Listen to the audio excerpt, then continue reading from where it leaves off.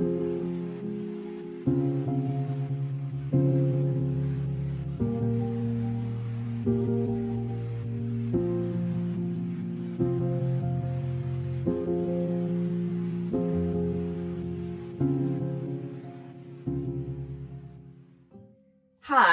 right now I'm lucky enough to have Mike Gallant, winner of the Best Short for his movie Terra Beach. This film was so amazing, and it was, like I just said, it was a no brainer to make him win the Best Short for the Open World Toronto Film Festival. So, first of all, I want to talk about Terra Beach for real, but I want to talk about something that I saw on your bio. It's about the Duchess of Cancun. Can you brought all you brought all your team to Mexico?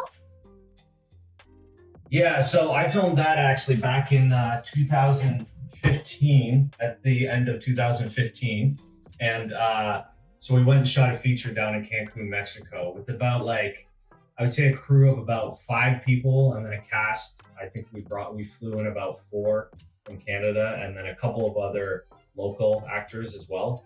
But yeah, we shot the whole thing down there. And then we hooked up with a local production company down there that got us permits and all that stuff, and be able to shoot out there. Yeah, so that feature's out actually right now. You can find it online at a bunch of different spots. Just type it in Google.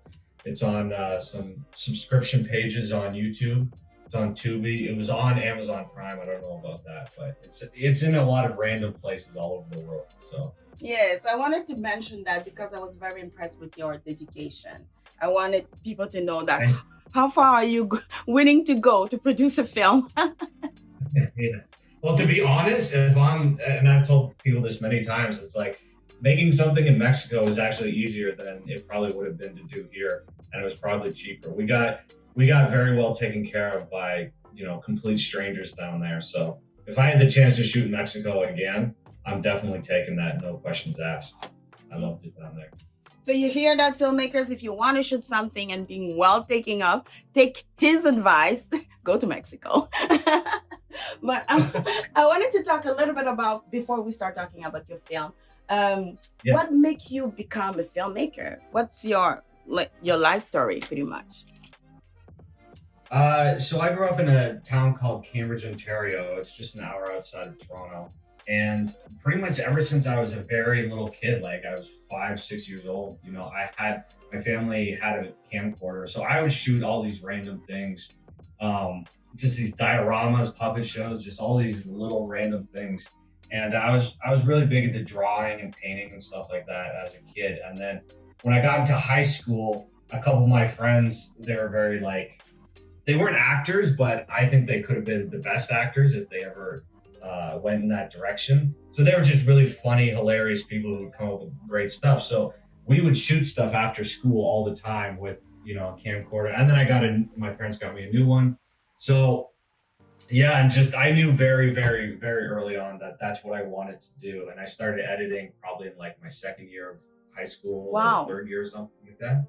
So, and I remember we made a short film with this was before digital. So we'd have to use the 2 VCRs, Yeah. and hook up your CD player to play the music. So everything had to be timed perfectly. Yeah. So, the old school way. So I remember we did one short of that. I think it was in grade 10. And the reaction from that was so off the charts that I was like, okay, well, this is probably what I'm going to do For the rest forever. of your life. This is So it was amazing. it was a long journey to get there. I went to film school, all these things, and I ended up doing a lot of corporate stuff, which is, what you have to do to pay the bills. And then I would say in the last 5 years, probably since I made my feature, so I just went and did that on my own and figured it all out. Made all the mistakes, but fortunately avoided some big ones, which was good. And Which one did you avoid? well, I would say some people don't even get distribution, right? Or some people don't do the paperwork properly. And I was fortunate that I connected with some people that took care of that stuff. So, and then overall, I mean, I was for the most part, I was happy with the film. I watch it back. It doesn't make me cringe or anything. Maybe certain parts or whatever, but overall, I feel confident about it. So, and I know some people don't get that with the first one. I can So tell we, you that. Yeah. you know what I mean? Yeah. But I've been making a lot of stuff before then. Yeah. So by the time I got to the feature, I kind of made all the mistakes, well, not most of the mistakes, but features are a completely different beast to begin with too. You know, And what was the name distribution. of the feature? Sorry to interrupt. What was the name of your feature? It's the Duchess of Cancun, Oh, the one okay. that you, yeah. Yeah. So, so yeah, it's done okay, but to be honest, Terra Beach is now the next one that's, even though it's a short, it's done very well.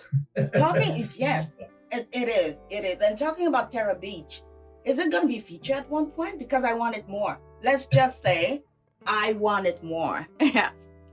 Yeah, and I think that was sort of by design. It was so the Terra Beach came from, I wrote a feature about 2 or 3 years ago while I was working on this other film, and I just had this idea where it's like I just watched Dazed and Confused, and I thought, man, wouldn't it be cool if we do, you do a nostalgic coming of age film, but in the other direction where it's like it happens in the future.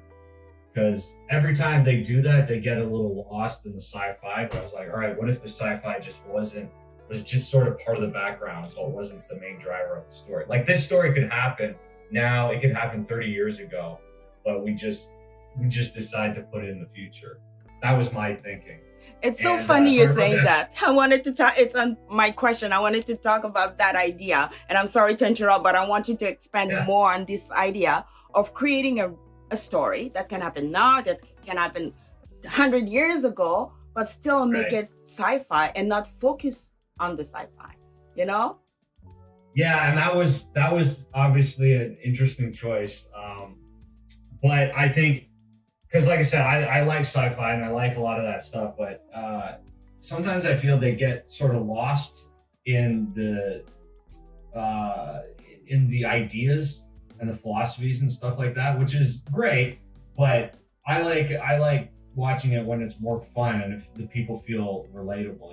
Fifth Element is one of my favorite films, but to me that movie only works because of Bruce Willis. Yeah. Bruce Willis is the same guy he was in Die Hard, or anything. You don't feel that he's But Mila this. Jovovich was great in it too. We have to talk about Mila Jovovich and the Fifth Element. She was great as well. Yeah, exactly. Yeah. So she's amazing, all that stuff, but Bruce Willis grounds it for us a lot more. And to me, I think that was part of the success. And same, you could argue Harrison Ford and Star Wars, right? Star Wars is a weird movie until you get Harrison Ford in it. So that was just sort of my mentality, like sort of bring it back down to earth, ground it, have this like grounded story. And also, to be honest, I don't ever see Hispanic people in sci-fi that much, especially speaking Spanish, and it's like, and they're with Mexican background or whatever. Like, I don't even know if I've seen a Mexican in space or whatever in film. So Yeah, that was it's with another driving the force. latest Star Wars. Yes, we have. I forgot his name. Oh my Yeah. God. Okay. Yeah, Right. yeah. Yeah. We're talking Exactly. about a sci-fi, a sci-fi. But people don't know. But he's not Mexican. He's just a Mexican actor. Yes. You see what I mean? So, Yes. so yeah, and then I wrote that feature, and then I wanted to make it, but I couldn't afford to do the whole thing. And I thought there was enough here, at least to do a short that maybe could push things forward for it. So I sort of condensed, maybe the first half of the movie down into this 20-minute short, and like the big monologue at the end is from the future as well, and they sort of meet the same way in the beginning. But I sort of just had to condense the ideas. Essentially. So if I understand well, this 20-minute, is it like let's say a teaser to try to get some financing and create a package to be able to get the full finance to do the feature? Obviously, that's the ultimate hope. I would love to be able to do this as a feature, no doubt, and I think it does work. Like you said it yourself, a lot of other people said it. They want to see the feature version of this, and the script is out there, so it's ready to go. But I also just wanted to make something that stood on its own, so you could walk in, not know anything about it, and then walk away and still have, a visceral experience, and don't feel that you got completely cheated. Yeah, it kind of ends on I wouldn't say cliffhanger, but it definitely doesn't wrap everything up in a neat little bow. But I still think the ending works as an ending for what it is. And talking about what you just said, maybe yes, it can wrap everything and it's a cliffhanger, but maybe that's why we want more. And maybe that's why a lot of people came to you and say, we want more, because as I finish it, I'm like, that's it? I want more, please. So that's me. That's what you want. You don't want people to go, oh, it's about time that's over. Especially for a 20-minute short. You're already asking a lot of people to watch 20 minutes of a short. And shorts are tough to begin with. It's hard to, get people invested in characters and then end it after 20 minutes. That's always really tough. Quite often you're gonna have a cliffhanger and just not feel like it's fully satisfied. So yeah. But I feel like it satisfies. But yeah, there's still a lot more to explore, for sure. Yes, and just a little bit again on that is the fact that you were able to put all this story in a short. It's actually brilliant, because my problem when I write, it's to write shorts, because it's hard to tell the story like you said, to make people care about the character and a short. Yeah. So I just wanted to expand on that. But talking about, again, Terra Beach, one thing that really touched me a lot is the team, immigration, whatever I was born in Quebec, so I didn't immigrate here, but my mother did. And there's something you said you wanted to resonate with immigrant, with it's great about Mexican, about all that story about the race. I really love the team itself. But you say, I think I read your wife is it? Yeah. So you said that's why you decided to write that story. So I wanted to know why you choose that team itself. I think it's just one of those things that I have an insight into that not every single filmmaker does. As you go along, you try and find the things that, okay, what stories can I tell that most other people can't? So you just, we all have to draw on our own experiences. And I thought that idea, like that since I've been with her, that always sort of permeates in my work now is, Spanish language, Hispanic representation, all that stuff. And I don't do it to like pat myself on the back. No. I literally do it in the other direction. Yeah. I do it for self-preservation things, because I'm like, this is just what I know. Yeah. So it's like, this is what I'm going to lean into. Yeah. So the storyline is just sort of this made-up idea I had. I was like, what would have been like if her and I met in high school or something, or like, and then I'm about to be a father as well of a girl, in the next month or so. Oh my God, congratulations. I'm sorry, I get excited by those things. Congratulations. Sorry to interrupt. Much appreciated. Yeah. So I think the father stuff was sort of this, and obviously, this was made before we knew we're pregnant, but I always just had those ideas of like, what would it feel like if I knew my daughter, who could end up, having brown skin and be ostracized by some idiot somewhere at some point, and then how dark and deep would my reaction be to something like that, right? And fortunately, hopefully in the real world, I never have to deal with that. But at the same time, it's like, that's the great thing about film, is that you can sort of explore those deep-rooted anxieties. And then on top of it, there's a lot of her family in there as well. Like the story about her grandfather, is based off of her grandfather being a baseball player and with Mickey, who played with Mickey Mantle and stuff. So, so a lot of her family is in that as well. But yeah, that's sort of where that all came from. And like I said, in the future, it's a lot more explored and it all goes a lot deeper. But I think Noel, the lead actor who played her father, did a great job sort of bringing all of that together. Exactly. And talking about the actors, I wanted to talk a little bit about the cast. Where did you find them? They're such a great actor. And I think the fact that they were a great actor, especially the lead, it helped me even more to connect with the story. So where did you find those? Yeah, I didn't meet anyone. I joke about this all the time. It's like, all of it was done online, because I obviously live in Toronto, but we were going to shoot in Florida. So I met literally everyone on my set the first day I walked on the set, pretty much. So I met the DOP, all the cast, or we had rehearsed maybe a day before, but still I had never met them. So we put out like an online audition, and we got a lot of really great actors, both female and male. It was very difficult to sort of narrow it down. The lead guy, Mitch, that actor just had such a different look to him than what everyone else had, and I was like, just something about him just felt different and interesting and very magnetic. So I was like, a lot of people didn't really see that, and I appreciated that, but I was like, no, I think I'm going to take the chance with him. And I felt, I think that paid off in spades. I have to say, yes, it did pay off. Yeah. Yeah. It's funny, my dog is doing the same thing. Yeah, I just didn't want him to start barking when he hears other voices. He starts going crazy. Yeah. So yeah, and then the girl, she was, I think she had a friend of hers that signed up to audition, and then I asked her, because she had a really big Instagram following, all that stuff, and then she's like, well, I don't really speak Spanish. And I was like, well, the role can go English potentially. And she goes, well, I got this other friend that might be good I think she'd be better for it. I was like, okay. And that girl literally sent me an audition tape 20 minutes later. I was like, holy. Like, she wanted the role. Yeah. Yeah, and I had written it in English because I don't know how to write it in Spanish. Yeah. And she translated it perfectly and everything. And I was like, sold. And then, that's the girl. Yeah, exactly. And then Noel, that was I think I casted him because we only shot for 2 days, and he was on at the end of the second day.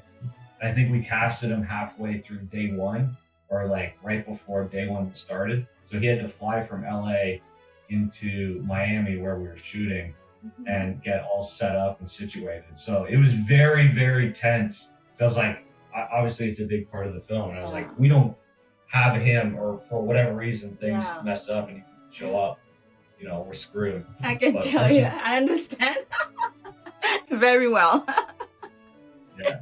No. And he was a pro, man. He's been in a lot of movies, Training Day, Fast and Furious, and everything. So he was amazing. And we did one rehearsal with that monologue, and then I was like, stop. I was like, I don't want you to rehearse anymore because we got to do this a bunch of times. And he nailed it right out the gate. So, yeah, he was incredible. He was definitely one of the best actors I think I've ever worked with. And I'm jonesing to work with him again, whenever possible.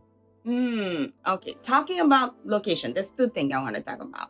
Location. Yeah. Why Miami? Yeah. First of all, you just said a little something that you saw Dazed and Confused. And I kind of feel it's the same type of cinematography in the feel. So why Miami? Is it because of you wanted that feel, or why? Yeah, it's funny. I actually have a lot of friends out in Miami, not necessarily production friends, but I've done work down there over the past like 10 years. Like I'll go down and shoot random events or parties and stuff like that down there, random marketing stuff.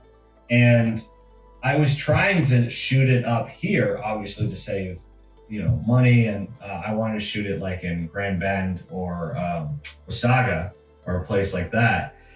And this summer I was going to do that. I was trying to get the ball rolling, and it just really, I was talking to different people, and it just really wasn't happening. So I sort of just decided to say screw it, and I reached out to a friend of mine he's an art director down in Miami, and I was like, do you know anyone who could help produce this if I came down to Miami? And I went through a bunch of different people, and then eventually it led me to this guy, Peter Ebanks, who's the producer on it. And Peter and I are literally still partners to this day. We work on a bunch of things together, and he was just so insanely passionate about this project and just such a great attitude. He really put the whole thing together. Like I said, I hadn't met anyone before I walked on set, but he knew like the DOP, the makeup artist, he got all the PAs together. He did it all, and he got the permits and the stunt coordinator and all that. So he did an amazing job, and I like these, I've actually lived that boardwalk in Hollywood, Florida, where we shot. I actually lived there for like 3 months back in like 2012. So I've always just loved the look of it. I love the old Art Deco buildings, and obviously being right on the ocean, you have the boardwalk and all that. I've always loved that. So I was like, all right, let's just shoot it here. I know this. I can feel comfortable here, and it'll look amazing. And it was. It looked amazing.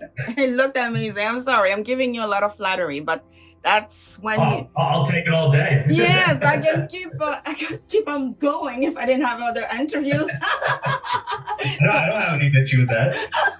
But it was great. When you watch something and it reaches you, and you really feel connected to that art. And that's what happened when I watched it. And because I have few judges, I could not tell them, you got to choose this one. But secretly, that's what I wanted. It was great. It was great. And before we finish, I wanted to talk about your skill as a director, because you directed that project as well. You said there's a little something you said about the actor. You didn't want him to keep rehearse the monologue. Is it one of your tip as a director? Is there something you do? Is it your style? Well, that day was a very long day. It was an 18-hour day. Because we had gotten rained out the day before. I think in terms of directing, you got to be flexible, right? So if stuff goes wrong, you have to be able to rewrite a scene, rework it, just do something, figure out a way to cut it, whatever you can do. Because you have, like I said, we shot a 20-minute short in 2 days, and it was a long haul, especially on the second day. So his talent, Noel is such a pro that it was like, we just ran the camera and he just went, right? Like that monologue, he got most of it, but he put in all of his own flavor. Obviously he's got his background from Southern California and all that stuff. So he added his own authenticity to it, which is exactly what you want. It's like, I'm just giving you a guide, but I want you to bring the realness to it, which in my opinion, he did an incredible job doing. Yeah. And then he brought his own flavor to the character itself. Yeah. Yeah, and it's like this guy's acted with Denzel Washington and all these people. It's like he doesn't need some Canadian guy telling him how to be like gangster, right? So. I love it. I love the way you said that. Yeah. But so he was good for that, and all the other actors were really great. Another standout to me was Oroku, who played Chad, the guy who attacks them, and he had a really great audition, and he was sort of a guy that just did his own thing. It's like, I don't know if you remember the part where he spits the water out at the girl and then throws it. Yeah. And it's like, he did this, he's supposed to throw the drink, but he spit it out. It's like, oh my God. That is so much more evil, but it's more evil, definitely. Yeah. And the guy playing Mitch, who's an actor named Andrew Yackel, he brought his own like cool, suave attitude towards it. And Elizabeth Ruiz played the Dominica, and she's American, like she speaks, really fluent English, all that stuff. So it was harder to understand, and I don't speak Spanish. I can understand parts of it, and obviously I know the script, but I had to sort of just rely on her. I just had to watch her, and I was like, that seems good enough, like in terms of whatever she's saying. I'm like, that seems close enough to. But you need to trust your actors for that, though. Yeah, and that's the thing. I was able to trust all of them. So that made it. I think that made it all possible when because you can have an actor that can drain the energy right out of a scene, like the scene with her and her sister when they get attacked. There was actually another kid in that scene, there was like a 2 or 3 year old, and she was the daughter. Pretty sure it was a daughter of, I think, our art department, and she just brought her on set, but the kid was like crying the entire time, and I felt really bad, but it was, she was just being really difficult, and that scene was really stressing us all out to begin with, and I just had to turn to her and be like, we got to pull her. And she's like, that's fine. I get Direction. it. So you got to take a decision. Exactly. You just have to make those split-second decisions. Exactly. And otherwise you can't keep going. Yeah. But that's an example of just, and obviously it's a kid, so you hold a lot less weight to that. But overall, it's like having actors that are good to go from take one is just that's where the real magic happens, in my opinion. Exactly. Like I said, I can go all day talking about that film. But before Me too.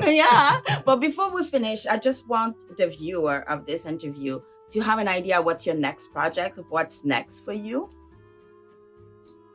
Yeah, so I've been since then I've been editing a lot of features. I've sort of been going back to back to back, and I've had the last one I did was for Shutter, and it did really well. So I'm for me personally, I'm trying to get my next feature off the ground. Terra Beach was great, but features are exactly what I want to do. So we're planning to shoot like a pretty low budget one maybe in the spring, and but yeah, Peter and I, the guy from Florida, we have a lot of stuff in development between each other, and we've been trying to connect with people down there as well, and a lot of them like the stuff I've written and we've come up to get with together. So I feel like any day I could get a phone call and then it goes, or that could go on for years. Who knows? But I'm sending you good vibration for that.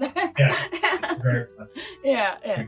Yeah. So, like I said, if you want to watch that amazing film, Terra Beach, you can go to the platform of the OWTFF.com, the website of the Open World Toronto Film Festival, and I will ask everybody to go watch the film because it is worth it.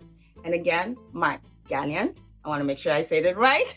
Thank you very much. Thank you for submitting this amazing film to the festival, and we are honored to have you as one of our winners for the edition of 2021 of the Open World Toronto Film Festival. Thank you. Awesome. Thank you very much.